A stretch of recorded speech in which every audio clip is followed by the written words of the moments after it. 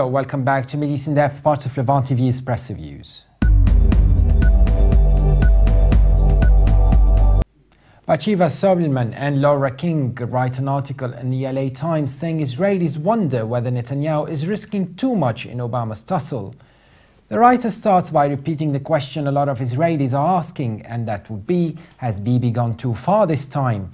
He says even in a country where chutzpah is not necessarily viewed as a political liability, Prime Minister Benjamin Netanyahu's escalating tussle with the Obama administration is beginning to overshadow other election issues and heightening fear of long-term damage to Israel's most vital friendship.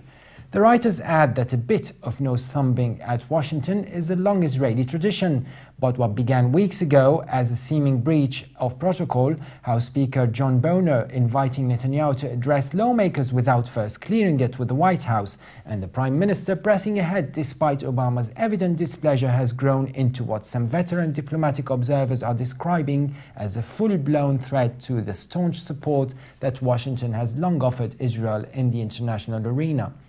The writer concludes even some of those who agree with Netanyahu on the danger posed by Iran's nuclear ambitions believe it would be counterproductive for him to go make the Capitol appearance. Yaakov Perry, a lawmaker who formerly led Israel's domestic spy agency, said, "The question that must be asked is whether a brilliant speech at Congress is what will make the difference. The price Israel will pay for this crisis is too high." And now let's move to the Washington Post, where Beirut-based correspondent Hugh Naylor writes a piece in the papers, and it's about Yemen. For more than 3 decades, Ali Abdullah Saleh had a firm grip on power in his destitute Arabian nation, winning a civil war, deftly managing restive tribes and outwitting political opponents. Then an uprising forced him from the presidency in 2012. But many Yemenis believe that Saleh never really relinquished his power. He is widely accused of using his wealth, family connections and influence over the military and tribal leaders to aid an insurgency that toppled the US-backed government of President Abd Rabbu Mansour Hadi last month.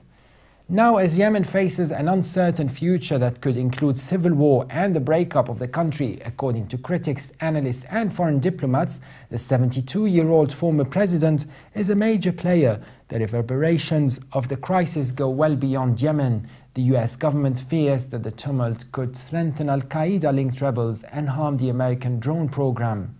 Hugh Naylor then concludes, in further sign of the country's worrisome trajectory, Britain and France said Wednesday they would close their embassies in Yemen. The decisions came a day after the United States announced similar plans. That was it for today's brief analysis. For more updates, please visit levant.tv. Or subscribe to Middle East in Depth on iTunes.